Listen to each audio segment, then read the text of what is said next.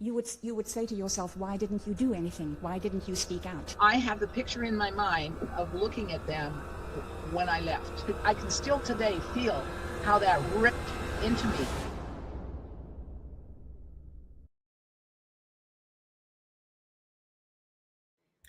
Good morning, good afternoon, good evening, wherever you are in the world.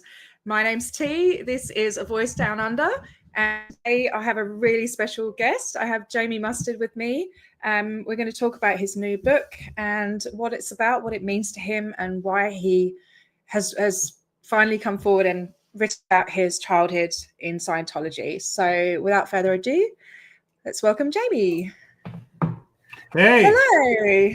All right. Thank you so much for being here, Jamie. Yeah, I'm up here. I had to get up at like 3 a.m. so we could do this. So it's all right. Yeah. It ended up being 1 a.m. So yeah. No, I'm teasing. Yeah. And apologies everyone for the technical difficulties. Yeah, that was totally It's all good. Your intro was amazing.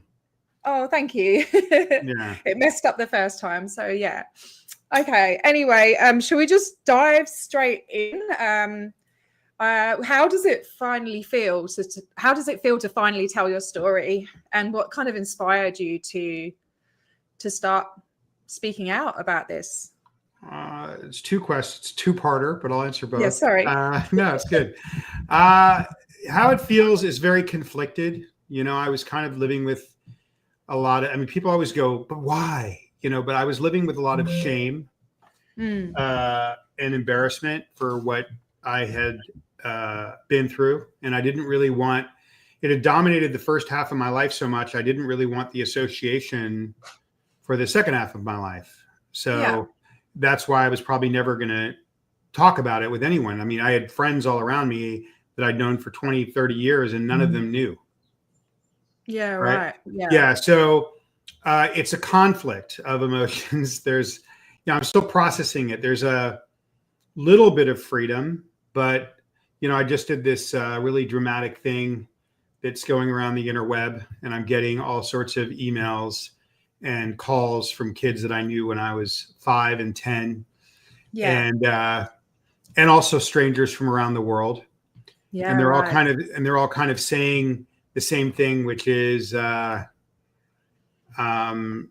congratulations. And that feels very strange because that it's like, feel strange. Because it's kind of, congratulations for not dying, right? So so you have this mix of emotions of feeling proud that people that are calling me from those early days in the kind of inner Navy cadet, thing, telling me that I told their story accurately. That feels good.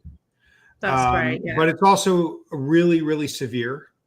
And, there's the feeling of just, dread that people know this about me now, so that's what I'm going through. And the second part of the question is, how did I get inspired to do this? Well, it started when I agreed to do a kid's book. About 2 years, a little over 2 years ago, 2.5 years ago, I agreed to do it. It came out. And it was called A Kid's Book About Resilience. It's being repackaged and it's going to be distributed widely. One of the imprints of Penguin Random House bought the company that produced that book, and they're re-releasing the book. So when we re-release it in the next year, it's going to have a new name. It's out now as A Kid's Book About Resilience. But but I've reframed my story, and then the publisher agreed very kindly that it will, when it's re-released wide, because it was just kind of a soft release online, but then now it's going to be in bookstores. It's going to be called A Kid's Book About the Impossible. Awesome. Well, I actually ordered that earlier today, so I'll have both versions. Yeah, both versions. The art's going to be very different. And so for me, there's two parts to that. One is when I was writing that book, and the owner of that publishing company, who's a brilliant, brilliant man who has just accomplished amazing things in publishing. He just won the Eleanor Roosevelt for Bravery in Literature Award. Wow. Okay. And he is just this incredible publisher. when we were, he did he sat down to kind of work on the book with me, and, I'm writing all of these things that I want kids to do that mirrored about my life, about leaning into what's hard and not running away from it. And when we were doing those sessions, I was feeling kind of like a hypocrite. I felt like that's kind of what led me to maybe doing my first interview, that and getting the information about the SGB DSR out to the kids I grew up with. So those two things were the kind of catalyst. Yeah. And it was just, it was shockingly hard. I mean, at one point I was going out to see a writer friend of mine at the beach to tell her. I was kind of telling everyone all in the same few weeks because I knew I was going to be doing an interview. And, calling my publisher, calling my agents that knew me, and, hey, by the way, I have this whole part of myself that I've never spoken about. That was, I almost crashed my car driving out to the beach one day to meet with this writer friend of mine, because I kind of wanted to, I went on like a reveal tour. So that's how it started. It was a combination of just wanting this thing to be wanting the DSR to be available to the kids I grew up with, and me staring down the barrel of this kid's book. So that's I mean, that's how it started. And then even then, when that's what started then I did an interview, and it's just been, okay, now I'm done. I'm going to go away. And then in conversations with my publisher, who I don't even think was really, I don't know what he thought. I mean, he started asking me questions about it because I called him. I didn't want him to be surprised. And he started asking me questions about it. Like, hey, would you write a book about this? And I said, I wouldn't know how to write a book. I don't think you could write a book about this. And he said, why? And I said, because nobody wants to see a kitten strangled for 300 pages. And then his eyes got wide, right? And then he said, how would you solve that? And we just started talking. And then it was his idea. He's a brilliant, brilliant man. And it was his idea he started asking me about my family history, and that, on my mother's side, I can trace my ancestry right back to freed slaves. So it was his idea, this interesting thing my family on my mom's side accomplished after slavery. And he thought it was really interesting, all they accomplished. I started sharing my family accomplishments with him. And he said, and then the idea that they accomplished all that in 75 years from 1865 to 1940, and that somehow their progeny was born a slave. Yeah, right. And he thought that was, how could that happen? And then we started workshopping it. So that got me to kind of start exploring different ideas of what is a slave. And then, but really that is just the storytelling. What the book is really about is what happened to thousands of kids on 4 continents over 40 years that's never been told. It hasn't been told on The Aftermath, which was a brilliant show that I wouldn't be here without that show. It wasn't told on Going Clear. And the story of the kids has never been told. And I think one of the things we should probably talk about in this conversation, T, is why. Yeah. I mean, you have that sign back there saying no more kids on cans. You've never even had an experience with the cans. I don't know. What does that mean to you? No more kids on cans. I've done a lot of research into how Scientology doctrines and practices affect child development, their boundaries, their critical thinking, their safety, and how they're set up to basically give and receive abuse. And it's just, I just find the whole thing so incredibly shocking, and I can't sit by and not do something about it, Yeah, what's crazy about that thing that I just did, on the interweb is just how many comments it has. And you're talking about, so Jamie's talking about Soft White Underbelly. For anyone who hasn't seen it, where have you been? You know, what's amazing is how many comments it has compared to the amount of views, and how many people in there are saying, "Come on, this couldn't have all happened," right? And what's so wild about that is, and thank God, I mean, listen, there's enough kids around that I grew up with that were there that it's easily corroborated. But it was very different than what happened, 10 years later to like Laura and other friends of mine at the ranch. They were always promising us a ranch, and we thought the ranch would solve everything. And then these guys ended up at a ranch 10, 15 years later, and it was a horror there, right? So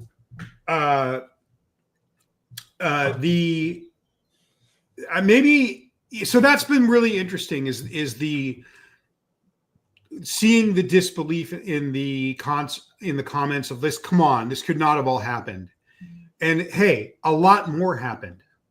I had an hour. Okay. There's a lot more that happened if you read the book, there's a lot more that happened in that time span of my early childhood. And not everything made it into the book. Right. Yeah. Right. So no, it was a thing. It was quite something. But yeah, I'm still kind of in awe that the story of really these forgotten children, these lost children.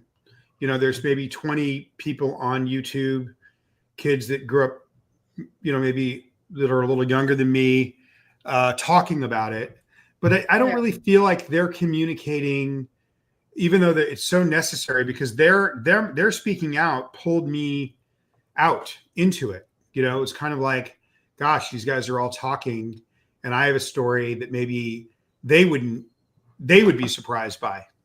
Yeah. Like I'm surprised when I see the ranch stories. And I think they're going to be really surprised by what's in the book. They were probably surprised by some of the things on Soft White Underbelly. And I think I would probably be surprised at what some of the kids went through in, England in the late 60s, which would include Neil Gaiman. And I would be surprised by what some of the kids in Copenhagen went through. The thing is that we all went through these kind of very strange, harrowing, kind of oppressive crucibles of psychological torture, and they're different, but it happened.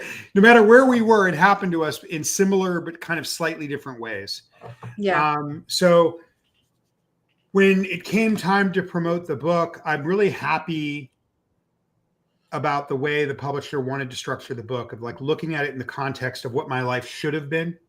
My family, from 1865 to 1940, 75 years, freed slaves, became staggeringly successful in business. My grandfather was a medical doctor. My grandmother's father was a medical doctor in a small Black town called in Pickens, Mississippi, where she was born. No, in a small town called Henning, Tennessee. But before that, she was born in Pickens, Mississippi. And we still have 70 acres of land in our family from that time, from just right after slavery. This land has stayed in our family. Then they moved to Henning, Tennessee. And my great-grandfather was the Black town doctor in this town, right? And then there were some businessmen on my grandfather's side, and they accomplished staggering things in agriculture and generational wealth just after slavery. And so, that's where I never thought about it. I got to give my publisher credit for kind of going, Jamie, this was never supposed to be your life. Like, how do these people accomplish all that? And then I'm born in a kind of poverty that would make a developing country blush. The level of animalization and deprivation of, not learning to brush my teeth, not going to school, living on these bunks, you know, not having parents or just having them visit me when they can. The level of squalor and dirt and grime and poverty and just like liquids, like human liquids, uncleaned and all unwashed. And, you know, that level of poverty, it was way worse than what so many of the kids, you know, it was worse than what these kids would know as the Wilcox building now, or the QI now. These kids know what I'm talking about, or the Hollywood Inn now, or the Fountain Building now. What we lived in terms of poverty before the complex, what people call the Big Blue Building, was kind of hard to describe. Yeah. I mean, I've done a lot of research since you came out on Soft White Underbelly. I've just gone crazy looking for, you know, just deep diving into it. And there have been a couple of people that have come out, but it's been in like forums that have been buried and disappeared and stuff like that. So I'm so glad that it's going into book form for the first time in full detail, because, you know, books around the internet, you know, sites get taken down and stuff, and there's so many stories and so much evidence that has been lost on the internet. So I think it's really important what you're doing, and you're giving a gift to many other adults that have gone through, you know, abuse in their childhoods by speaking out. And I really what's incredible is like you should go through the comments. I mean, it's crazy. It's only like 170,000 views. It's still going up, but there's 1,700 comments. I mean, it's unbelievable. And if you go through them, one of the patterns you see, I mean, I don't read them all. There's a lot of people, you know, bashing me too, but one of the, which I find really funny, but one of the things that you see in those comments is a lot of people going just disbelief, just like, how could this happen? Why could this happen? And one of the questions that people keep asking there, which I think is really interesting, is what would be the point of treating children like this? It seems like you'd be going out of your way to, like, it goes beyond child abuse. It's like this animalization. And so they don't even, so they can't wrap their heads around, why would anyone go through the trouble? Even like just leaving a kid alone might be far less worse than what they were kind of doing with us. Right. And that's when I really start to go, okay, this story hasn't been told. So to anybody, you know, and I'm going to be doing more conversations. Hopefully Miriam up north and I are going to have a conversation again, now that I've kind of been willing to share the details, because I've never shared the details till Soft White, and a lot of it was left out of that. But what people have to understand is why, and you know, and I'm going to be having a lot of conversations like this as I do media over the next 6 weeks. Is if you think of us as livestock, right? Like say you had a baby cow or a baby pig. Then all of it makes sense. Right. But they get fattened up, don't they? Yeah. But here's the thing. But if I have a baby pig, I might keep that pig in a pig pen and just kind of ignore it and grow it for 7, 8, 10 years before I slaughter it and take it to market. So when you want to understand, if you want to try to understand why we were animalized in Nep, Copenhagen. We were animalized in Southern England. We were animalized, you know, in Mexico City. We were animalized in Johannesburg, South Africa. We were analyzed in Sydney, Australia. We were analyzed in Central Florida. And when I look at, you know, hear Laura or other people's stories from the ranch, it's also just a different form of animalization. We're basically being penned and stored. And they made it better. That doesn't mean that in certain ways what those guys experienced at the ranch was worse. I don't want to compare it. Okay. I think the level of poverty and squalor, I don't, you know, think those kids were being dipped in their own shit. Okay. But, so I think that. But it's the emotional neglect that, you know, that the lack of human touch, the lack of, you know, exploring your own identity. Like I mean, you know, like. I mean, I had a unique experience of, being put there on the day of my birth into a facility near the Rampart Police Station, not, about a few minutes drive from MacArthur Park, near, basically on the border of downtown Los Angeles, in this large old house that at that time was a rotting slum. And being, with these dozens and dozens of other kids with, just a couple of caretakers. So that was a very exotic situation. But one of the things I've realized is we don't always know the other people's situation. Like, I would probably be shocked if I sat down with somebody that was at one of the ranches and they had it really detailed to me for 2 hours. I would go, what? And then I would tell them what happened to me and they would go, what? So there's similarities, but depending on what geography you were in or what generation you were in, the experience was different, but the source of the experience was the same. And the source of the experience, which is this person, this kid is not going to be valuable to me as a source of labor until it's 11 or 12 years old. So what we're going to do is we're going to take this kid and we're going to put it over and we're going to basically warehouse it. Or in my case, put it in a pig pen. No sheets, I didn't have underwear. I didn't learn to brush my teeth, like basic things that you just learned as a child. I was just literally put into a pen. And then with the minimum amount of care whatsoever, so that at 12 years old, I could start my billion-year journey to save the universe. And I think all of us, if we want to say, okay, well, what did we have in common? It would have to be that whether you were at the ranch or you experienced what I've experienced on 811 Beacon Street, okay, or what they call the Asho Day House. And if you want to know what that means, it doesn't mean shit, because Hell Ronald had a lot of fancy words for things that were just maggots. Okay. So it was just the Asho Day House. Just think maggot treatment of children and it'll explain it. But the why is these kids are not important until they can work. So we need to just put the minimum amount of resources and money into feeding them and storing them. So when you think, if you think of us as animals, pigs and cows being just put, penned in a cage, then all of that abuse is totally logical. It's just a form of animalized neglect. And it's so like I just want people to, and I'm saying this because of there's so many comments like, why would anybody go out of their way?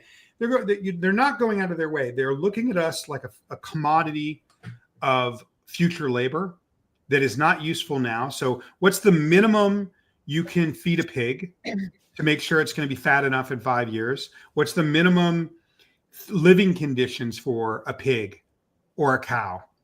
And when you look at it that way, which is exactly what happened, it's exactly how they saw us, then all of it is quite linear and logical. Yeah. I just can't get my head around, some of the things that I've read, because it was also going on at the Fort Harrison. Yeah, I said Central Florida, Clearwater, Florida. I mean, I think I like to change the names. And the reason I like to change the names is I think it's very confusing for people that were not involved in it when they hear these exotic names. I actually think it does two things. A, it forwards in our own selves that Hubbard's names have power, his names of locations and his names of things. But even worse, it makes it so the public will never understand our story. So if I say the word Sea Org, that was what he called it. You're not going to get an idea of a person in a gross, kind of dirty, disheveled naval uniform walking around in like a slum office building inside the big blue building. You're not going to see that visual image, right? So that it actually hurts us in terms of communicating of what happened to use the word. So when I say, Hubbard's private Navy, that was, fake Navy. And I'm able to, and I rather stay away from his words, but describe the physical environment and describe what it actually was: a military structure with little money, little money for the staff. So they were walking around in disheveled, kind of dirty, torn naval uniforms inside slum office buildings. That gives you a picture of what we were doing and what our parents were doing. The Sea Org means nothing. The Sea Org makes it sound like, you know, we're at Fort Bragg or we're in the military, like it's actually something. And so I think it's really important to say what it was, not what he said it was. Hey, it's awful. Stolen valor, you know, it's disgusting, and it should be spoken about like that, you know, as it is. Yeah. So I'm not, when I'm doing that, I'm not trying to be clever. I'm trying to analyze, you know, I'm trying to analyze why nobody knows that this happened to 40, you know, to over 40 years, to generations of kids in the Inner Navy on 4 continents, and nobody knows. I keep doing these media interviews, and every time I talk to a reporter, they're saying to me, "What are you talking about, lost children? What are you talking about?" And it's shocking to me. I'm like, with Going Clear in the Aftermath, you don't know about this? And I just don't know that we've done a really good job, because even with the Aftermath, which was amazing, it's 40-year-old people talking about what happened to them as a kid. We're not explaining this was thousands of kids on 4 continents, and it was systematic and mechanized. And before we go on, can we change this from a bummer story real quick? Yeah, of course. Yeah. Okay. One of the reasons I was never going to write this book is during COVID, I wrote this very strange graphic novel that I thought was really strange at the time. Yeah. That was the story of my life in this future adjacent sci-fi Los Angeles with magic powers. And so when I wrote this thing, I put everything that ever happened to me in it, but I just changed a couple things around. So I was never going to write Child X. And I put everything into this graphic novel, which has these really incredible images, which I made with this brilliant woman in southern Italy. And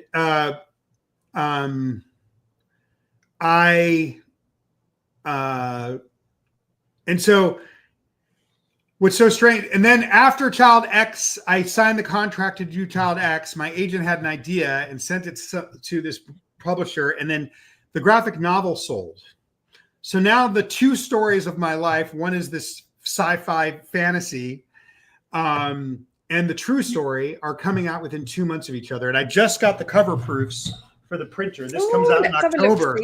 So I want to maybe exclusive preview, guys. This is really, people can see my artwork, which is a lot more interesting. So this is just the cover. I'm not going to show. Do you have a website for your art? Because I was trying to find it to share it. No, I mean, I will probably this fall. I have a website that has some of my art on it. So okay. But yeah, so this is my graphic novel, Hybrid. That looks awesome. I love it. Yeah.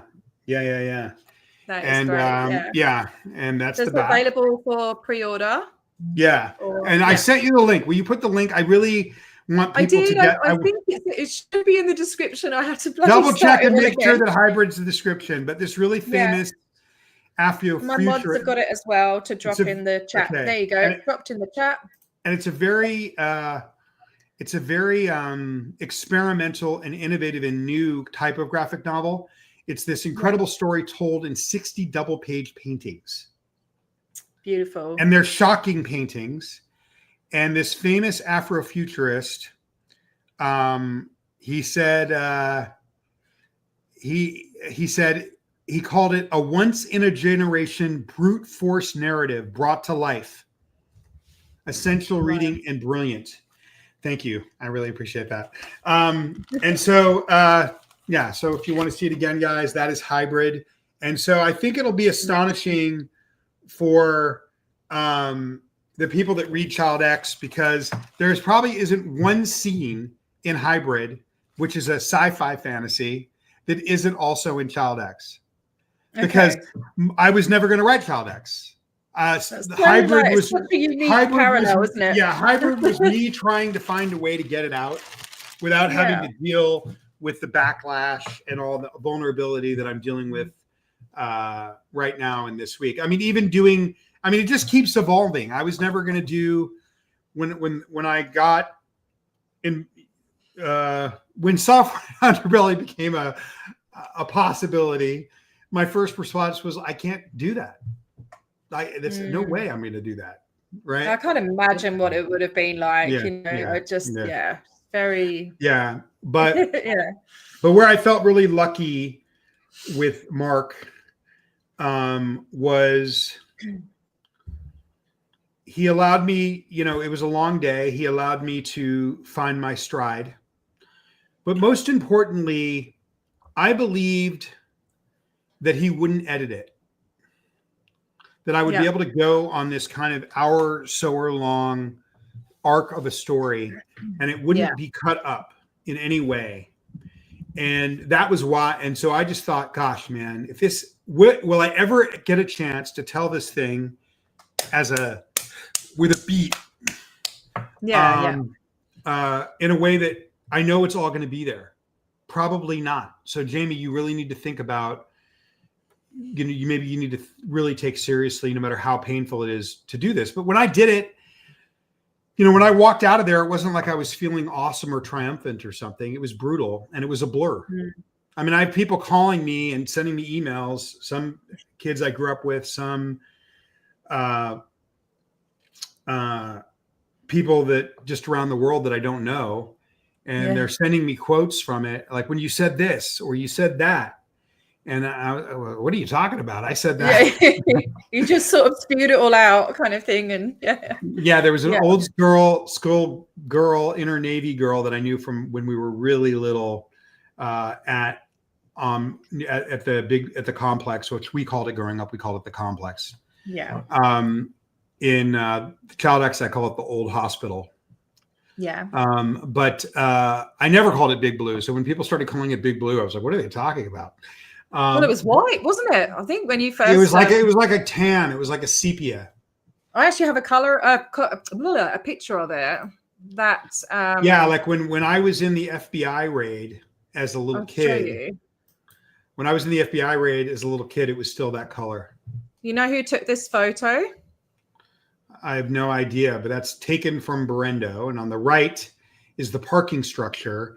And any kid that grew up in the shadow of this thing has some sort of intimate and deep relationship with that parking structure. I can guarantee you that. I'll tell you who took those. Yeah, tell me. It was Cece. Oh, wow. Yeah. Yeah. Yeah. That was actually what I was procrastinating with today. I was trying to find some more photos from, just when they bought it, because I think they bought it in 1976, and then you were actually part of the renovations, weren't you? Yeah, I moved in there we went from the Melrose building, which was really the source. Listen, there's a building on Fountain that we called the Fountain Building. Yeah. I would say that building was the fountain of my pain, is what I would say. And a lot of bad things happened to me there. Yeah. It was a crucible, but what happened to me at the Melrose building in this generation before the complex, the Big Blue building, the Orwellian building, is hard to describe. Even a lot of the kids that maybe came a few years after me would be like, what are you talking about? Yeah, you know what I mean? And again, just as if I got them telling me intimate details, like when I still hear when people start telling me about aspects of one of the ranches, I just go, what? Right? So I really think it's important for people to start understanding why, even though there were different generations and different geographies, and the child, the abuse or the neglect was different, why it was consistent and why it was so dramatic. And I think that if you understand that we were viewed as trillion-year-old fallen gods that didn't need to be educated, because all we had to do was just remember, okay, be an adult, and we're going to grow your body till you're 12, and then you're going to help us. That's how you see a farm. An animal, yeah. And so when you look at it from that perspective, it's very easy to start to understand it.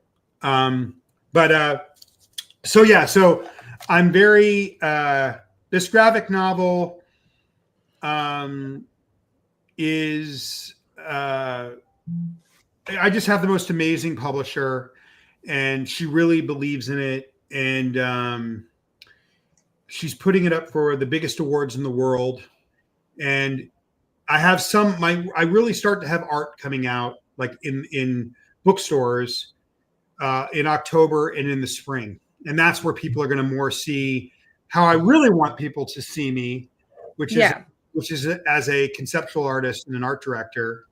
But also Child X is new for me too. I mean, Child X is the first literary work ever written on the subject of Hubbard's abomination of what he did.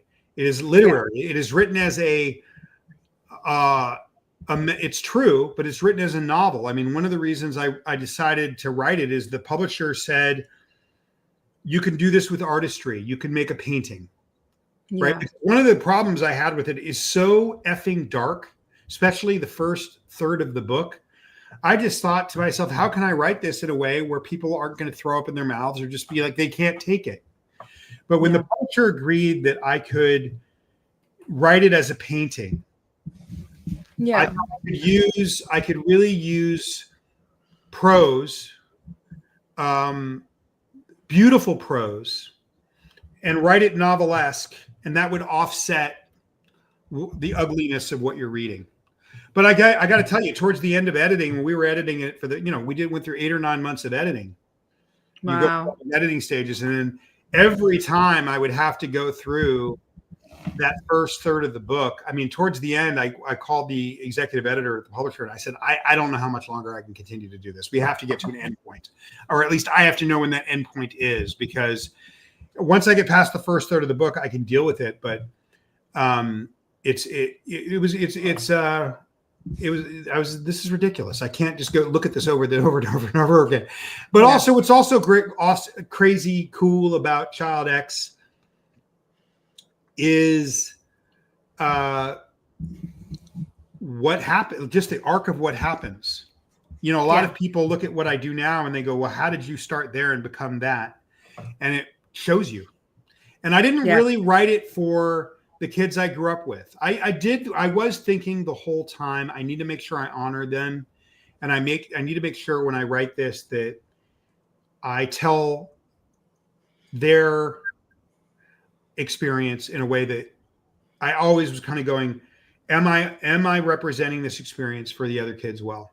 I have a responsibility to do this, because I knew that it was going to really be about the lost children ultimately. I mean, Child X, the whole title, I mean, on the back of the book, they do all this stuff about my family. It's a little bit deceiving. I mean, the whole title of Child X is that we were born without any sort of determination or conception of what our lives would be, whether we were inner Navy kids or whether we were wealthy kids or, well-to-do kids like Liz Gale. Shout out Liz. We've got Nora and Lara in the chat, by the way. They just popped in. Oh, hey guys. Yeah. Whether we were those kids or not, whether we were growing up in the inner Navy or, like Lara grew up like me, but, different circumstance, penned for labor. Nora, I knew Nora's father, so I knew her they lived not far from where I was at the Asho Day House in that slum nursery as a kid on 6th Street or something near downtown LA. I mean, I went over and my friend Tristan worked for her father, Con Sova, who was a really kind of incredibly charismatic, interesting guy. That's where she gets it from. I just thought when I met him, he was like right out of Chinatown, that Roman Polanski movie, which is one of my favorite movies of all time. He reminded me of Jack Nicholson in Chinatown. He's like one of these guys that he just had this kind of presence and aura and glow about him. He had like a strange confidence, and I'd never met a private investigator before. Yeah. And, he was kind of highly trained in Hubbard's counseling. And he told us about how it was that training that made him such a good private investigator. But he was just like, again, I don't want to, hopefully Nora doesn't mind me talking about him. Nora, tell me to shut up in the chat if you don't like it. But, he really left an impression upon me in his kind of just the way he moved. He was like, he was cool. Yeah. He was like a character. He was like a character, even the way he smoked, the clothes he wore. Like he was like a character out of a movie. Something out of a movie, yeah. Yeah. And his name, Con Silva, Con Silva, private investigator, and he's living on, and we went over to his house, and it was one of these old pre-war apartments, and it had these black and white tile floors. Oh, God. Yeah. And there were these little kids running around, and one of them was Nora. Yeah. Yeah. Oh. Yeah. So, whether you had that experience or whether you were kind of didn't go into your older like Nora, or you were kind of penned for labor like Laura and I,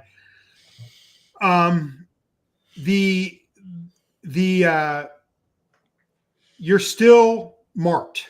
You're still you're going to have this belief that you're a trillion-year-old fallen God. Human emotion is going to be frowned upon. You're going to do all these processes, starting with the non-reactionary drills and these things called stupid name called objectives, where you basically practice for dozens, if not hundreds of hours to let yourself be controlled by another person. And they are telling you things like, well, when you can fully be controlled, you can control others better. You just need to be flat on control. You need to get, be accustomed to being controlled, and then you can control everything around you. Or it'll help. If you learn to be controlled, you'll be able to see and look at your reactionary mind as something that's separate from you. So they give you these reasons why you're learning these non-reactionary drills that they call training routines, but they're really just drills where you practice non-reaction. And when I was a kid, they were more brutal. Like you would have to sit and for 2 hours, an hour and 45 minutes, and if you blink, you failed. So you're basically practicing at 5 years old, denying the body. Yeah. Your body is telling you this is the most uncomfortable you've ever been, and you need to move, and you can't because you're going to fail. So you do it anyway. So they're basically grooming you to get used to denying the body, to denying your nervous system telling you that something's wrong. And then you go into these quote objectives where you practice being controlled by another person, and you're being told all the good that's going to come out of it.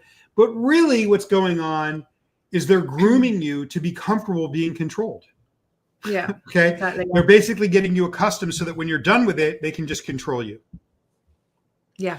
And then you start doing these things where people are trying to get you to react on these non-reactionary training, and your whole job is to not react. And what they're telling you, again, these are all things people are doing with you, whether you grew up in the poverty of my situation, or being penned for labor like Laura and I, or you had something a little different, like maybe working class like Nora, or you were a little more well-to-do like Liz. We're all getting the same stuff, right? It's kind of the first part of it as well, isn't it? The TRs. Yeah. And the primary emotional thing that we're getting is you're on the back burner while we save the planet. Yeah. Okay. So we're all told, listen, your emotions can just hold on. They can just hold the fuck on, because I need to do this ladder, these steps up this ladder to get rid of my body and to save the universe. And you're just going to have to wait. So none of us are getting our emotional needs met. And then we're systematically, no matter what category we're in, whether we're the adherents on the outside or whether we're inside, we're systematically getting separated from our bodies emotionally. And they're making us do drills from 4 or 5 years old to practice turning off our empathy and to practice being controlled. So that will absolutely eviscerate and destroy the child mind, even if you're living in a mansion. Yeah. Right. So absolutely. Yeah. I don't, the squalor and poverty that we grew up in at the Melrose Building, in the Asho Day House, or the 811 Beacon Street in downtown LA, or right outside of downtown LA. Like, yes, it was worse than the Fountain by far, the Fountain Building. But again, ultimately, the book is called Child X. And what the book is really about is not my family history. What the book is really about, that's just so I can examine what a slave is, and also show people what my life should have been. Okay. Yeah. What the book is really about is children being marked with no determination over their own life before they're born. So if I'm Liz Gale's mom and I'm pregnant, I've decided what she is and what she's going to be and what she's going to do and how she's going to see the world, which is a brutal way of looking at the world. Yeah. So a child X is just somebody that's marked with no determination over their own mind or their life before they're even in the ring, before they even come out of the uterus. Their life is predetermined for them. And that's what Child X means. So I'm a Child X. Nora is a Child X. Laura is a Child X. Liz Gale is a Child X. And so many and any kid that grew up at, the Hogwarts school in Sheridan, Oregon is a Child X. And so, you have to ask yourself why so many of these kids that were even well-to-do kids have had so many problems in life. What is being done? So that's what Child X is about. And the book goes into great detail. It takes it apart. And then also for the kids that maybe were associated with Hubbard's private, dirty maggot Navy. In other words, it was a, disheveled, smoky, torn Navy uniforms in the middle of urban Los Angeles. So bizarre. I can't imagine how embarrassing it would have been to fucking walk down the street. Yeah, it was weird. For anybody that grew up like that, I've left you some Easter eggs in Hybrid. Okay. So it's full of, I think I put in all these things in Hybrid that were really just a nod to all the kids that grew up like me. So there are all these little secret things in there that only they're going to get. The public will interpret them one way, but anybody that grew up, Laura and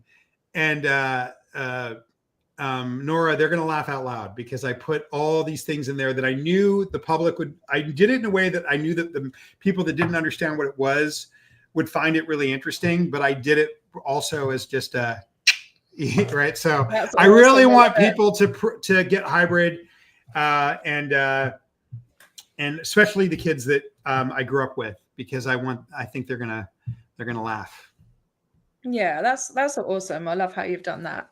But you say, so just going back to what you said towards the beginning, was that would you say that, do you think, at what point did you realize what you had been through? Do you know what I mean? Because you wouldn't have known any different, I guess, to a certain extent. What point did you, I guess you said you kind of you never spoke about it. And would you say you were sort of compartmentalizing it? And then when you decided, as you said, you went through the resilience book and everything, and then you started to put Child X together. How was that? That must have been so confronting. Do you think you learned a lot about yourself and what you'd actually been through, what was abuse, in writing that book? It's just, it must have been, I can't imagine how hard that was. And I think that's why a lot of people are saying you're brave and stuff like that, and you're like, no, I'm not brave, does that make sense what I'm saying? Yeah. I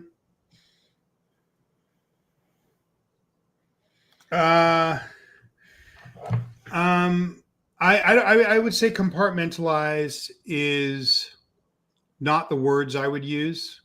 Okay. I would say denial. Right. Yeah. And just, you have to understand that they groom us from a very young age to not be a victim and to not talk about our quote case.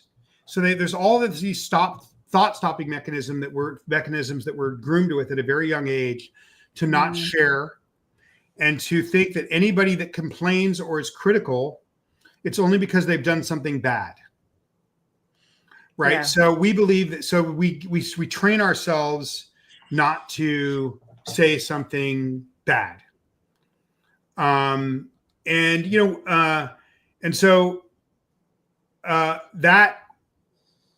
Listen, there was a couple times, when I was still kind of had one foot in, one foot out after college, and I was trying to be with my family, where I tried to kind of reconcile some of these things with my mother. And at one point we ended up, in what they call a chaplain's office at the advanced division in LA, and then another one somewhere else. where we were trying to sort through what had happened to me as a kid. Because when I came back after college, I thought, after being illiterate till I was 20 and I managed to make it through college, I thought she would say, I'm sorry. And she didn't. She was like, what are you talking about? I thought me and you and your brothers were with me on this. And I was like, didn't have a choice. At a week old, we were with you on this. But that's the level of fantasy that goes on in these Scientologists' minds. Yeah. And so we were discussing this with some of our people, what had happened to me at the building on Melrose and then the building on Beacon Street. And when I started to talk about it, I experienced something. It only happened twice.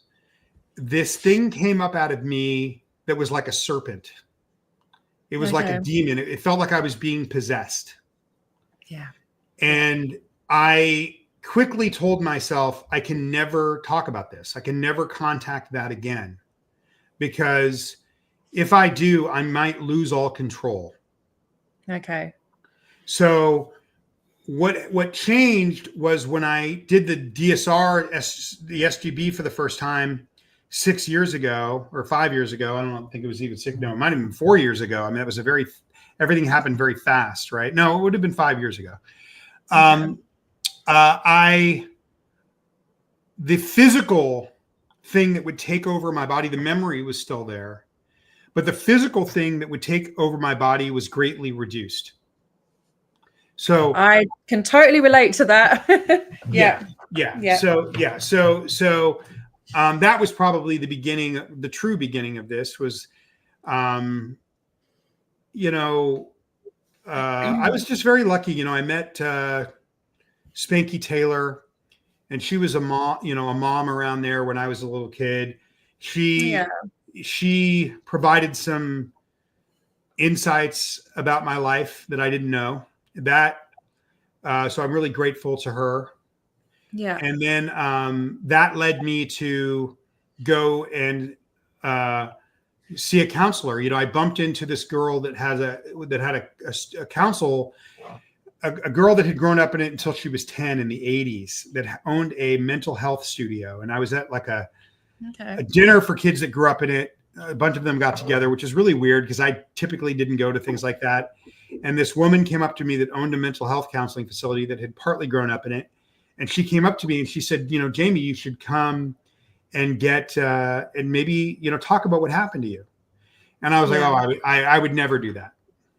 I would never do that. Right. I'm so sorry, Jamie. My son is knocking on the door. Just give me 1 second. No I'm problem. so sorry. No problem.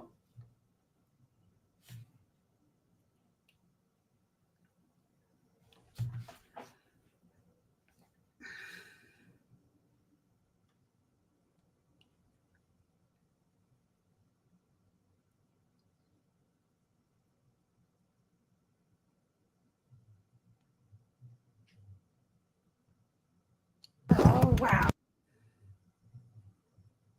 I'm sorry about that. Can you hear me? Is my microphone working? Because I dropped it on the floor. Oh, bless him. There's a spider. So sorry. Yeah, so she had a mental health clinic, did you say? Sorry. Yeah.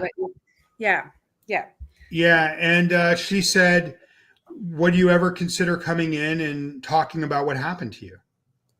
Wow. Okay. And I said, probably not. No, I wouldn't do that. And she said, why? And I said, because I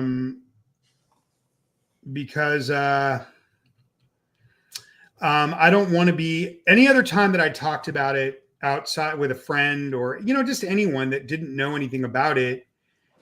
It was, I just felt like it was exoticized.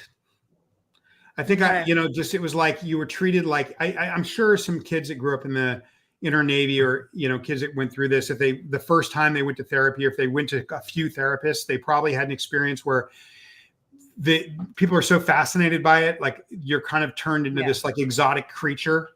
And I said to this woman, no, I wouldn't do it because I don't want to be this exotic patient. Like I just don't. I'm not interested in doing it. You're not going there to be exotic. I you're know, going and there- that's what I kind of thought would happen based on some previous experiences in my life. And then she said to me, "What if I promised you, Jamie, that wouldn't happen? What if I handpicked the therapist and Okay. I supervised everything that happened? And then I know what happened to you because I lived it, and I made sure that it was just none of that stuff entered in. It was just pure." Yeah. And I looked at her and I said, "You could do that?" And she said, "Yeah." And so I started. And then about 6 weeks in, she diagnosed me with complex post-traumatic stress. And I remember being so upset, not just upset, I thought it was absurd. That's how much denial. I don't think people can understand without growing up in it. And I would love for Laura or Nora to comment on this in the chat and have you show it. Yeah. I don't think people can understand when you grow up in this thing, how much we're taught from like 5 years old, 4 years old, that we're responsible for everything that happens to us. Mm. And anything bad happens to us, they have this term called pulled in. It means that some karma of this life, some bad thing we did in this life or the other life or a past life is why this bad thing has happened to us. So say you break your leg as a kid and you're a rich adherent that lives outside of the, nice part of LA. The way your parent is looking at you is, what did he do? So normally if you injure yourself, you break your leg, you're sick, the way people look at you is with empathy and compassion to be nice to you until you're healed. This was the opposite when we were children. We were looked at like we did something wrong. Like if you had a broken leg, what crime did that little kid commit to deserve that broken leg? And so when this is embedded to you at 3, most people are like, oh, come on, that's ridiculous. But it's not ridiculous when you're starting to when there's 50 constructs like that, 25 constructs like that, and they're all being systematically embedded in you from the time you can talk, right? There's being a victim, is worse than being a pedophile. There's nothing worse than being a victim. I don't know how low it is. I'd love for Laura or anybody else that was in there. Where is victim on the emotional scale? I'm not sure if they're still in here actually, but Okay. Nora is it's low down. It's very low down. Yeah. Okay. Yeah. Probably So at the bottom, yeah. So I think it's hard for people to understand the level of intricacy of the indoctrination. And then you've got the anti-psych stuff as well. You're taught that psychiatry is evil and trying to kill you and stuff like that on top of it, So yeah, I can't believe that. I can't imagine it's easy to go to therapy. So I think it was very, very awesome. And maybe some kind of, I don't know, angel, if you believe in them, that person happened to be there at that time and be able to get you kind of tailored therapy like that, But there are a lot more therapists training in the field of high control groups and cults in particular, which I always try and put in my descriptions for my videos, Australian-based ones anyway, for anyone that is watching and looking for help. And we also have a website. Sorry, I'm just going to plug the website. victimshavevoices.com, which has a lot of resources for all the states in America, but we're also going through and covering other countries as well and stuff. So yeah, just to try and get that tailored support, Yeah. So anyway, I eventually accepted that I was victimized and that I had post-traumatic stress. And then I started looking for solutions. I didn't want to be crazy. I wanted to, there you go. See if, okay. So it's right above, it's right above body death. So where would a pedophile be? 1.1.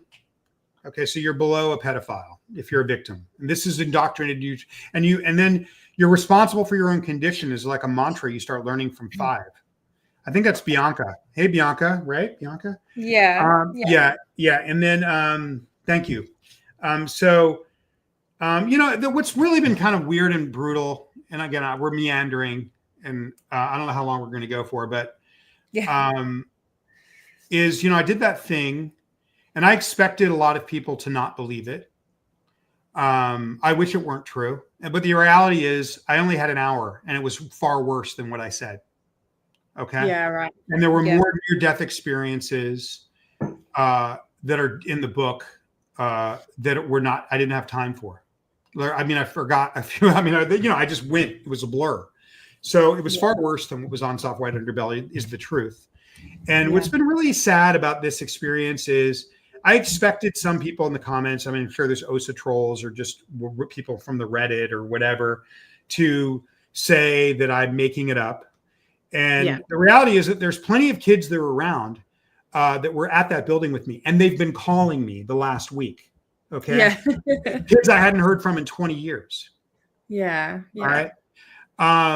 But what's been really brutal is the people that are ex and former members that have commented, you know, here and there that somehow it's, I wish I could make that stuff up.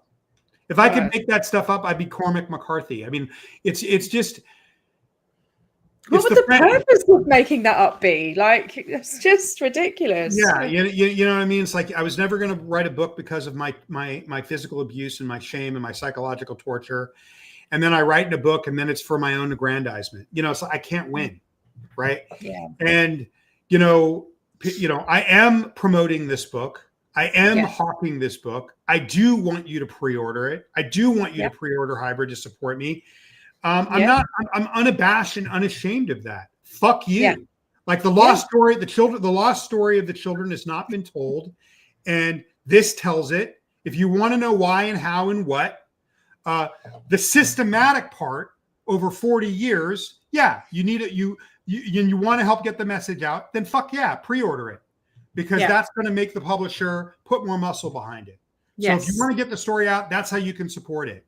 Right? Absolutely. You know, please pre-order Jamie's book. We've got the links to all of his books are in the description. And I'm used to that. You know, Jamie makes money on the shots. It's like anybody could have just asked me that question and I would have said, no, I do not. Yeah. And also the amount of financial investment that went into making that book. I'm still underwater on the Invisible Machine by far. Oh, Mena, you can buy it through it doesn't have to be through Amazon, does it? There's if you go straight to the publishers, I think you can buy it from there. Yeah, you could buy it from Street Noise Books. I'll hook you up with ananother link, Mena. I've got it on my tabs at the moment. And I can also I'll send you the link to the Harvard bookstore, which is an independent bookstore. Yeah. And you can buy it I'll send you the Barnes and Noble links and also Mena's in Scotland, so you can buy them. You can buy it at Barnes and Noble. You can go to Simon and Schuster. If you Google, if you go to Child X, you can go into Simon and Schuster, and they'll give you 5 different ways you can buy the book without having to go to Amazon. Okay. Yeah. If you just click on my Simon and Schuster Child X page. Yeah. So no, I mean, I did not think when I was writing it. I don't know. It's been strange. Like I kind of felt like the story hadn't been told, but then I was like, the aftermath told it. So but that's been what's been really interesting is all the people telling me. So I did give the book to one of the kids that was on her own at 14 that grew up in it from a baby.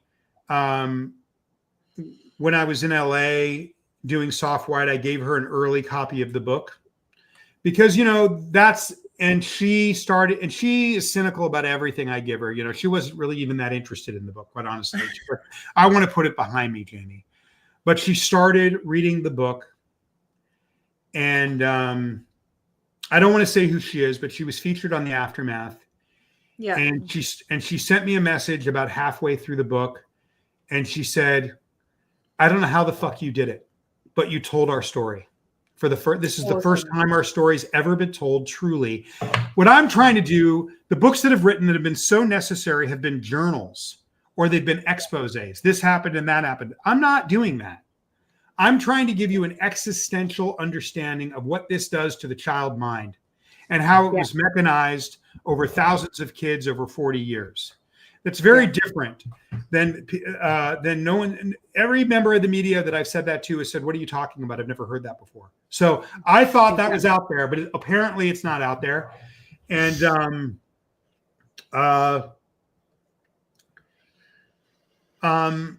yeah.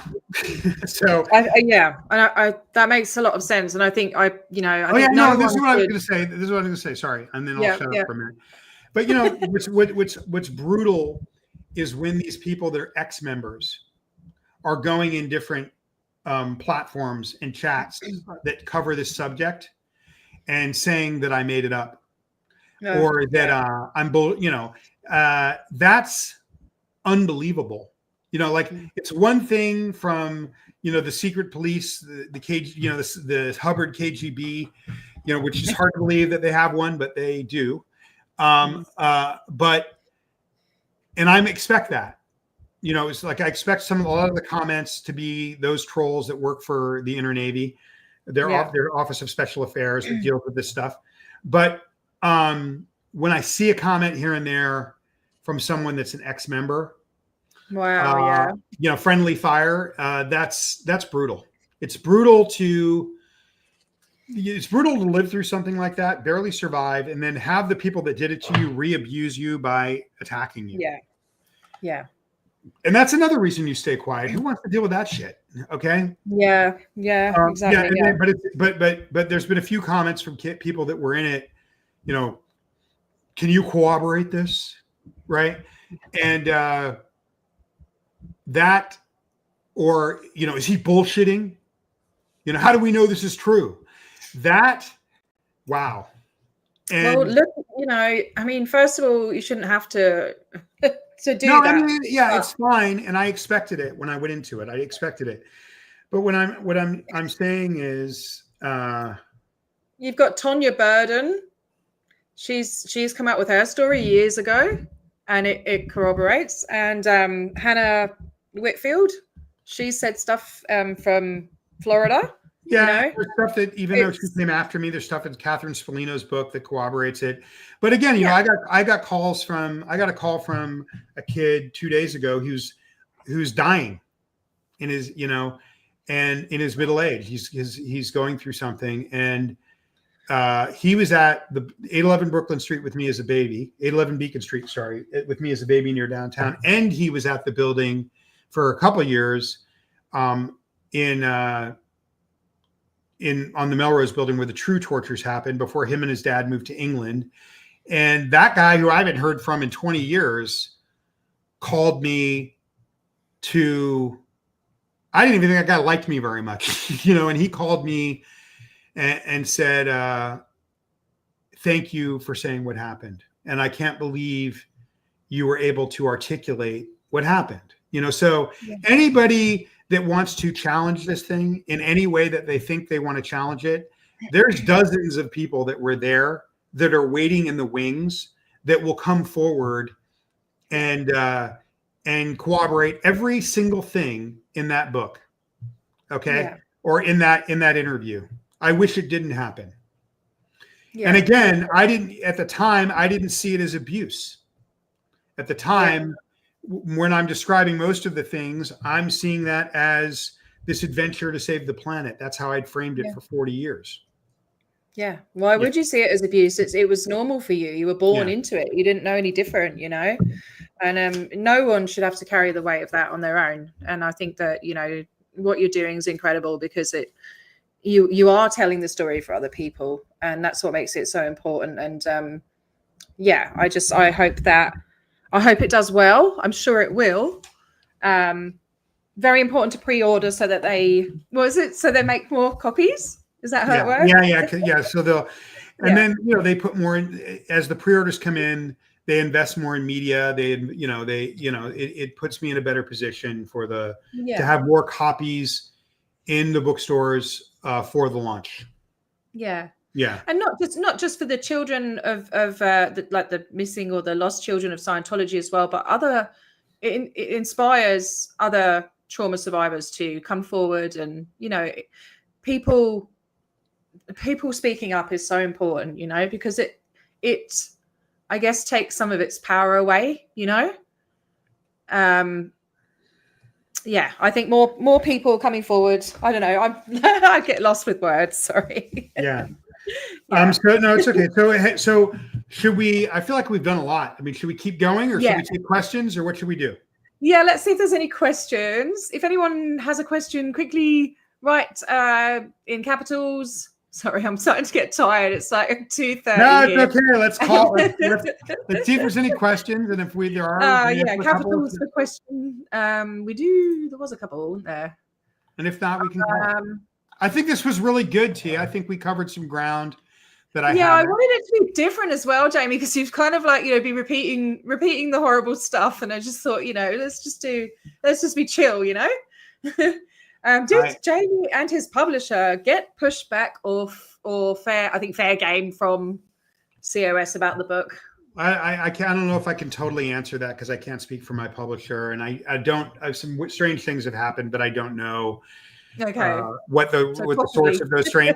I would say, I'm not sure, and but I don't know why you would go and fair game a victim of such horrific, a casualty of such horrific abuse. Casualty, that's a good one, because I'm always trying to think of different words, so I tell you what, I'll message you from now on. Jamie, what can I say instead of this? Because I like the really word important. Casualty. And the reason I don't like victim is I was programmed against victim, and I don't see myself as a victim. I see myself as somebody that overcame it. And I don't like the word survivor, because what I really don't, I don't like even more than victim.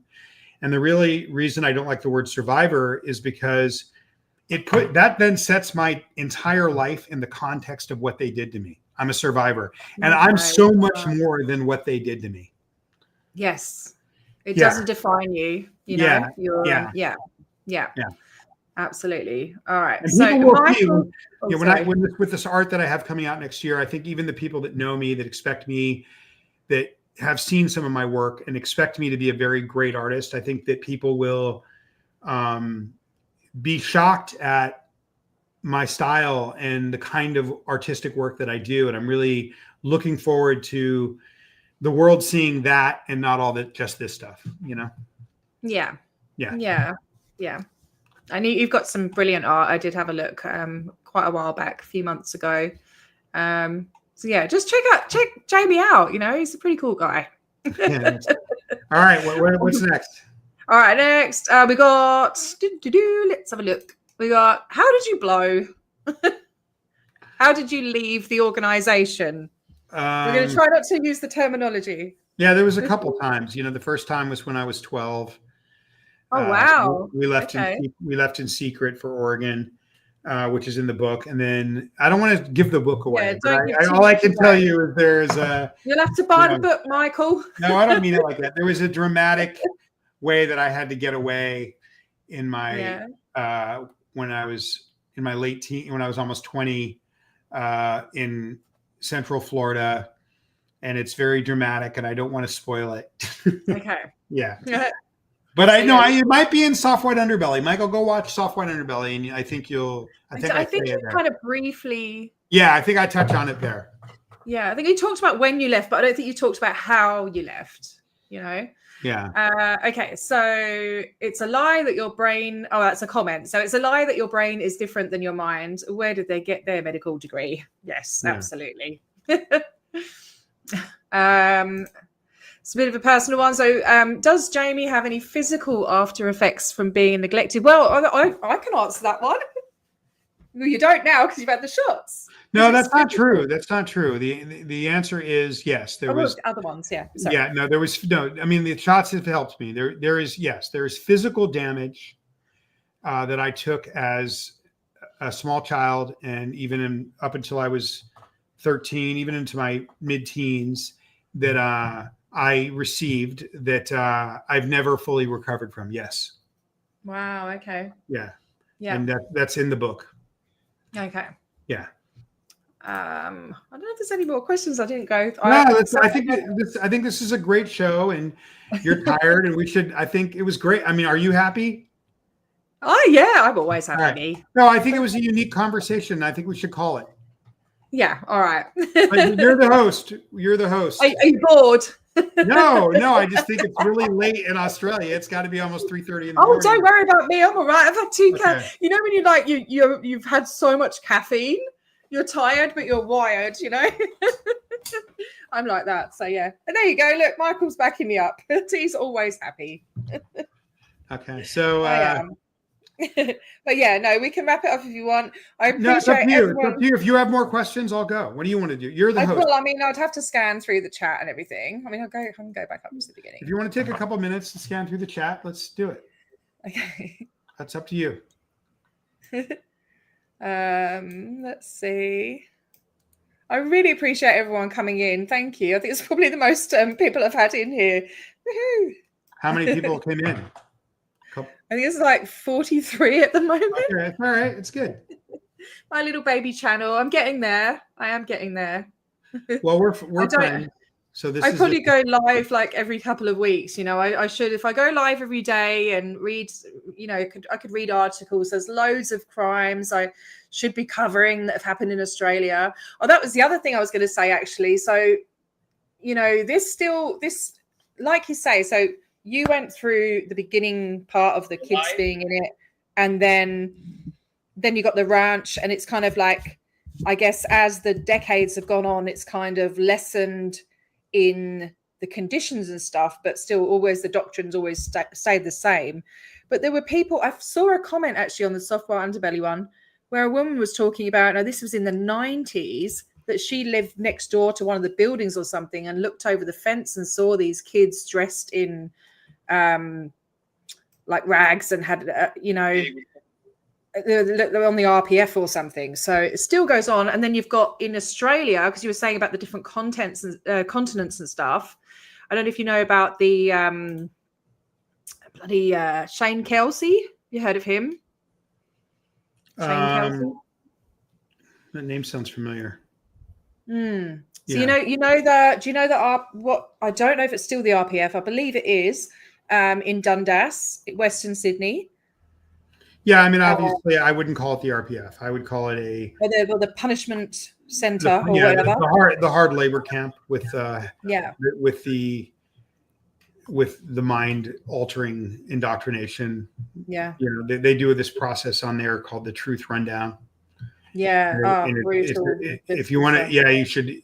Yeah, you should find somebody that you should have Nora on and have her just do a show on the Truth Rundown, which is what you do along with the hard labor. I've read through it. I've read through a lot of the rundowns and stuff. I've done so much studying on it, and I got lots and lots of things I can do, lots of shows about, but I just don't do it because it involves doing my hair and makeup, you know, and I just love asking any good therapist you'd recommend directly in LA that you could recommend to me. My LA therapist moved 2 years ago. Oh, sorry. It's horrible when you find a good one and then they go, you know. You know, I've heard of this woman named Rachel Bernstein that deals with a lot of ex-members. But yeah. Oh, you know what, Laura? I'm gonna call you. I may have some. Hang on. Oh, in person rather than online. Yeah, I'm the same. You know what, Laura, I might have someone that can help you. I'm gonna call you. Let's talk on the phone. Okay. Awesome. That's brilliant. Thanks for being here, Laura. I hope you're going all right, mate. And mate. Sorry. So apparently I say mate a lot. It's the Australian. I can't remember what I was doing. What was I meant to be doing? No, you were going through the chat before. I was going through questions. Yeah. I don't think there was any more questions. Oh, hang on a minute. There we go. How lies. Oops. Would Jamie please do a live with Bianca? If Bianca reaches out to me, I think Miriam up north has been trying to get us together. Merjam, as she likes to be called. That's a joke. God, I wonder, who is this guy? Powerlized by Paralyzed. Who is this man? Who's the man behind the name? Who's the man behind the name? We have no idea. If you tell me, nice man. I have a question for Powerlize. If he tells me that he loves 90s hip hop, especially Tupac, if he's a fan of Tupac, then I will promise to go live with Bianca. Okay. Power, it's down to you, mate. Yeah. Power Lies is this brilliant guy that's been putting out all these videos on how Hubbard's machine, the electrocyclometer or the Yes. 1/3 of a lie detector machine, affects the physiology of the body. He's been researching this stuff. Yes, of course, I will do a live with Bianca. I've not. All she has to do is reach out to me on Insta, or Miriam has my contact. Miriam up north has my contact information, and I'm there. Okay. Great grandma is question. What are your views on auditing? My views on auditing is that if you believe in the 1/3 of a lie detector machine that can supposedly read the thoughts under your awareness, it implants false memories, but that's the least worst of what it does. What it really does is when you do auditing, when you do this, and I don't call it auditing, okay, which sounds like the error. I call it machine-based counseling. When you do this 1/3 of a lie detector machine counseling, you go through moments of discomfort when you do it, okay, and you're not allowed to leave when you do it. So it's another way that they groom you to deny the body and separate you from your nervous system. On top of that, when you can't complete a machine counseling session, this lie detector, the so-called auditing, I don't know why it's called that. Why he called it that is language is so ugly. But when you do it, you can't leave without the machine saying that you're in this kind of happy place. Yeah. You have to get the machine to kind of have a certain pattern on the needle, and then you're allowed to leave the room. And if you don't leave, if you don't get that, that doesn't end. And then you have to go to an external guy when you leave it, and then he double checks to make sure you're in this floaty space. And basically what causes the needle to do that is a dopamine hit. So you basically end every machine counseling session with a dopamine hit. So I think that it implants false memories. It separates you from your empathy in your body. It grooms you to deny the body, so that when your nervous system is telling you something's wrong, you're used to not paying attention to it. And then lastly, I think it gets people addicted to dopamine hits, which they think is spiritual improvement. If you want to see how right I am, you can go on to YouTube and watch these these videos of Scientologists talking about their wins. And there's like all this really fancy jazz music behind it. It's a euphoria, isn't it? Yeah. It's like a euphoria. They don't say anything. It's just like boom. And I was like, pow. And then LRH was like, whoa. And it goes on for hours. They don't say anything. They're hilarious. I've watched that. Yeah, the eyes. So it's a dopamine inducement device. And because they're implanting the false memories with these hits of dopamine, you believe that the false memories are true. I haven't really thought too much about what the accumulation of too many of these false memories would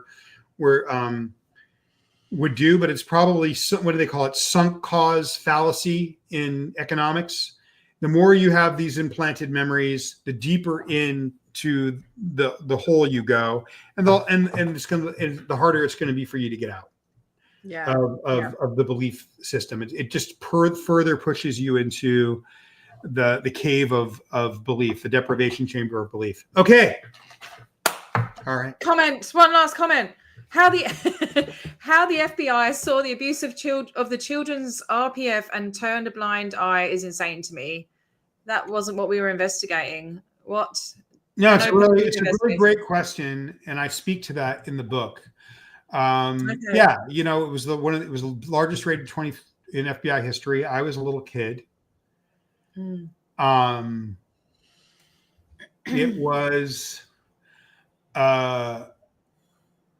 I say what it was like for us to be up all night experiencing that raid from a child's eye perspective. And I also think it's a really good point, Indigo Twin, that after all that, they didn't bat an eye at us, what was happening to us.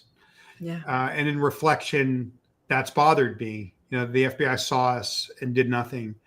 But I also think, to your point, it wasn't what they were investigating. So because it wasn't what they were investigating, they just ignored us. But I covered extensively in the book, and my thoughts on it and how it went down are covered extensively in the book. What is hang on a minute, now these questions are coming up. Sorry. That Grammy, sorry, and then I'll let you go. In your opinion, is all machine-based counseling abusive? You know, I don't know that I want to say that. You know, I was doing an interview. I was doing an interview with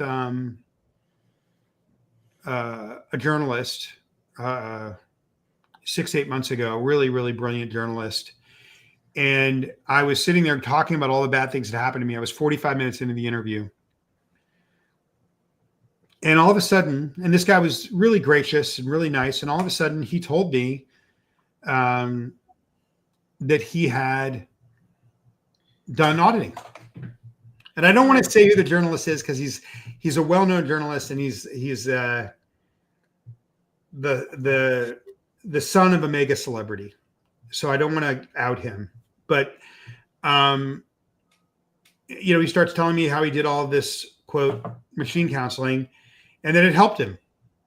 So I do think that there are instances where the low-level stuff can have positive effects. I mean, you have to understand that, like, if this was just an abusive machine that you joined from the start, nobody would do it. So I do think that there's some self-help stuff that you do on the machine early on, the early stages of it, that people will say helps them. And I felt at the time helped me. I don't think it's black and white, but I will say that paralyzed by Paralyze, that he has researched this much more than I have, and that he would probably argue that it is. But no, if you were to ask my true opinion, and I hate to say this, I think that people do experience some relief. I mean, you know, if you look at what a lot of quote Dianetics is just a repeat of Freud's aberration therapy. It's you relive an incident over and over. Hubbard stole that from Freud. It's not new. Yeah. And so if you look at and then you just do that on the 1/3 of a lie detector as a guide, you're basically doing something that's very similar to something Freud messed around with. And then also it's different, but it's in the same ballpark as EMDR, which is evidence-backed. So I don't want to say that it's universally abusive. The answer is that I don't know, but I think that Paralyzed by Paralyzed might have a very different answer to that question, and he might be right. Yeah. So I don't really want to. I can say this: it wasn't a religious experience for me, and I don't want to speak for somebody else's experience. I could say I could say my viewpoint on what I think it is. That doesn't mean I'm right. Yeah. I could be wrong. So anything that I'm saying on here, Lafayette Ronald Hubbard said that we all have the right to speak freely on the work of others. Now, I don't think he really meant that when it came to himself, but he did say it. Okay. And so that's all I'm doing is speaking freely on his work. And I would say yes. But I do not want to nullify or tell somebody that's still, I have people that are still in there that believe in it. And I don't think it's my right to tell them, if it is a religious experience for them, it wasn't for me to tell them what their experience is. Yeah. I don't like calling it a cult, because I think what we experience is something far more vast than what the conception of a cult is. So, and I also, maybe I don't want to insult cults. Yeah. Yeah. Okay. All right. One last one, Jamie. Okay. No, it's up to you. It's up to you. You're the one staying up late. I'm not quite understanding this one. Jamie has said that he doesn't want the first half of his life to define the second half. What does he do to reclaim his childhood, i.e. take Daniel to the zoo? What? He's speaking to my brother, Daniel Mustard. He's a beautiful man. Yeah, I mean, lots of outrageous conversations with Daniel helps. He's a crazy man in a good way.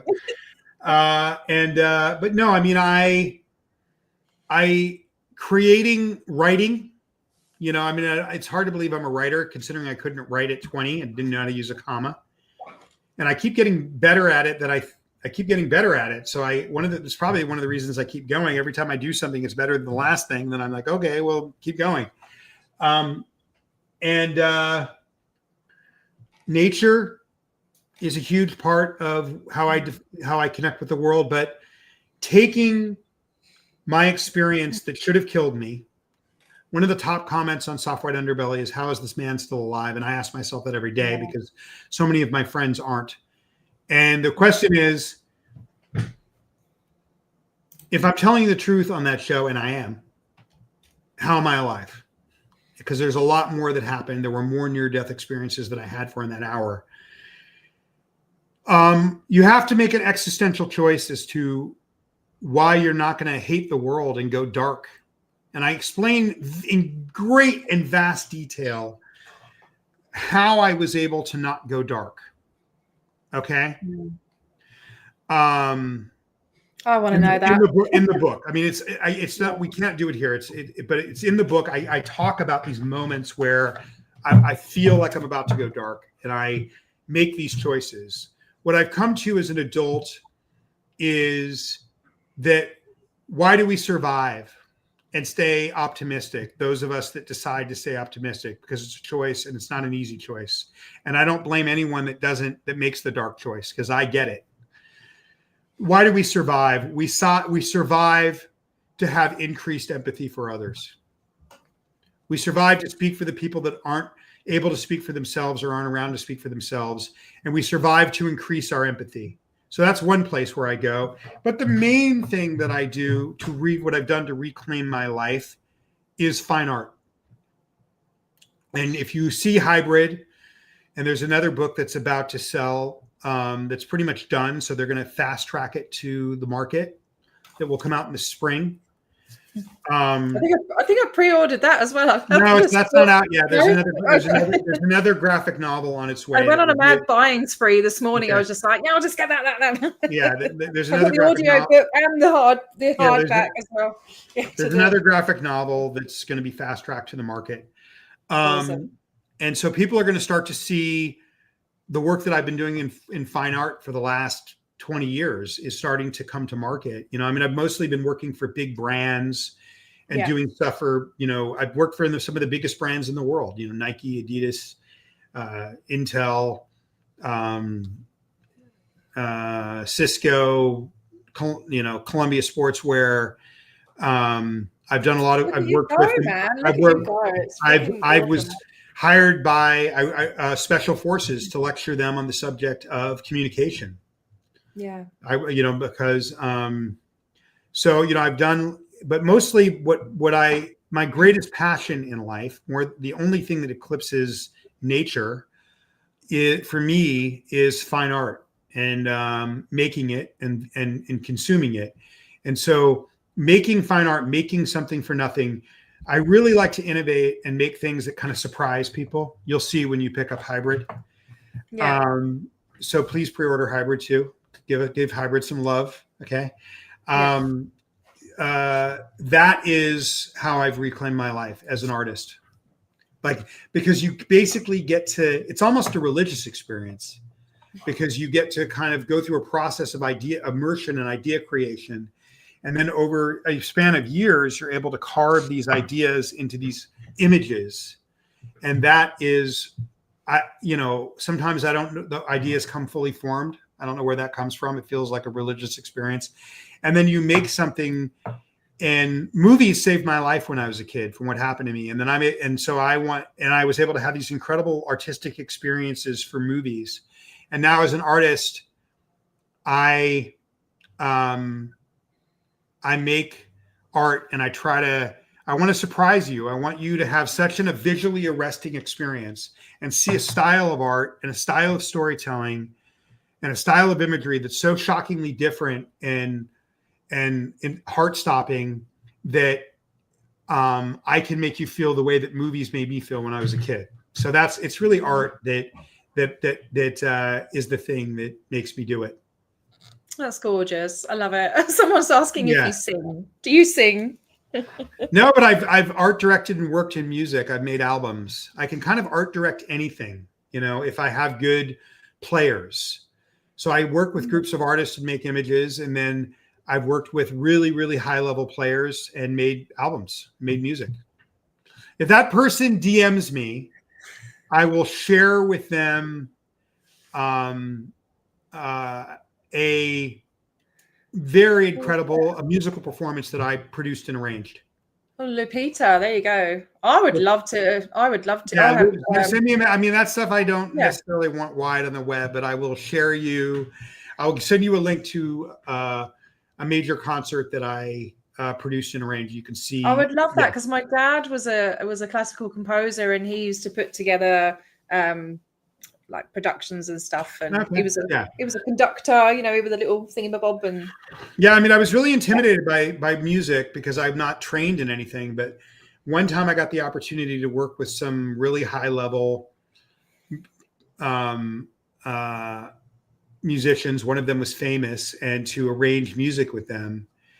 And I thought, oh, they're going to hate me because I'm not a musician. And then what are they going to want me coming in and telling them what to do? Yeah. But the opposite happened. They really, really responded to taste and ideas. And as long as I could deliver the arrangements, they were inspired. And then what happened was when you have people that are really at the top of their game as trained musicians, I was working with some classically trained string artist.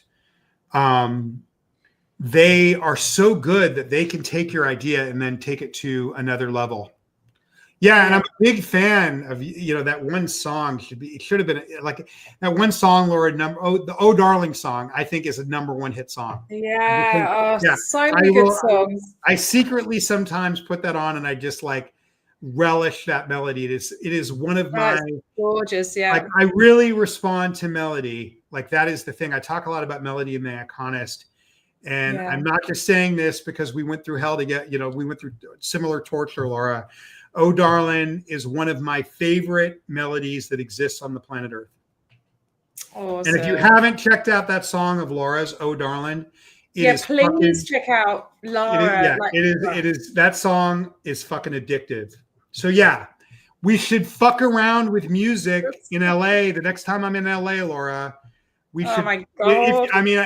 I would be honored. I don't know if you would trust me, but I would love to.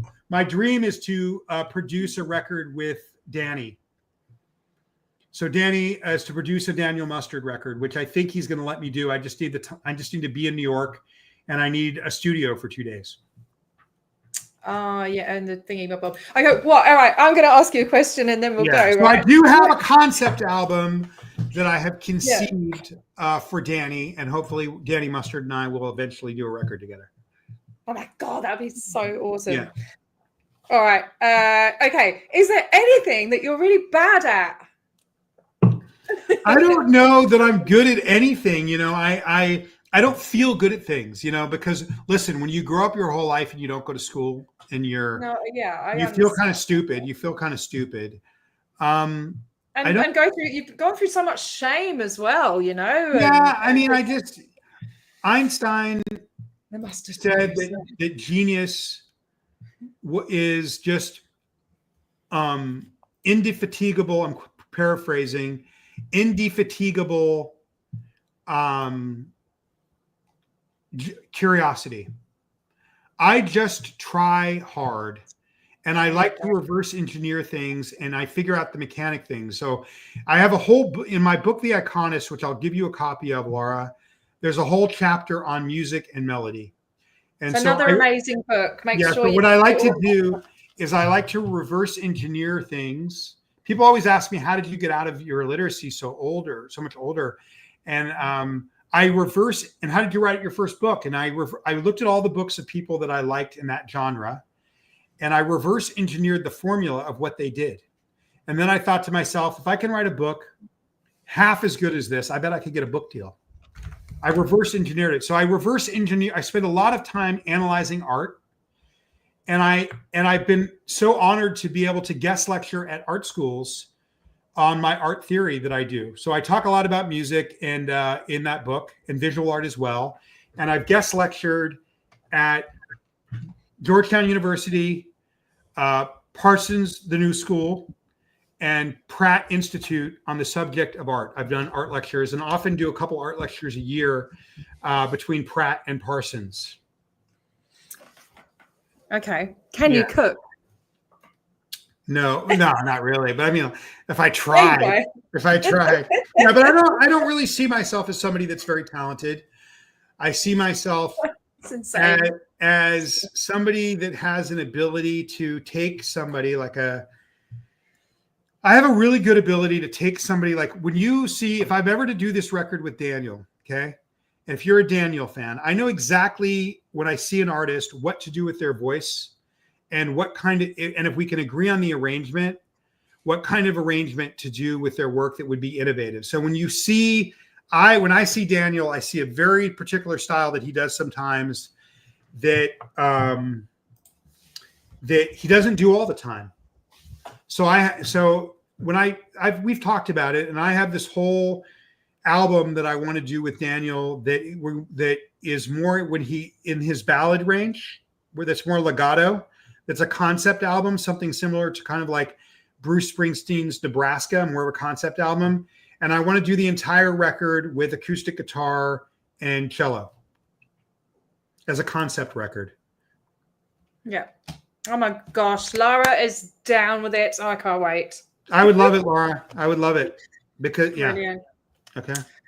All right. Okay. Let's call it a day. It has 3:07 a.m. in Western Australia. Okay. All right. My son is awake because I don't know why. I've given him melatonin and he's just. All right. Okay. I'm going to sort him out and the bloody cat. A dingo ate my baby. Sorry. All right. It's not funny because the dingo actually did. All right. Dingo ate the baby. It actually did. I believe it. So bad. Okay. All right. Go tend to your son. Don't let the dingoes get to your kid.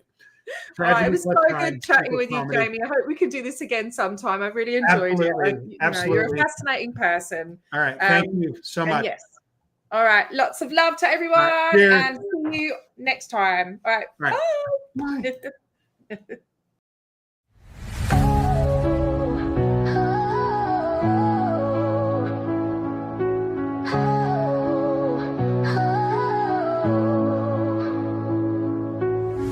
We stand together, we stand as one. We will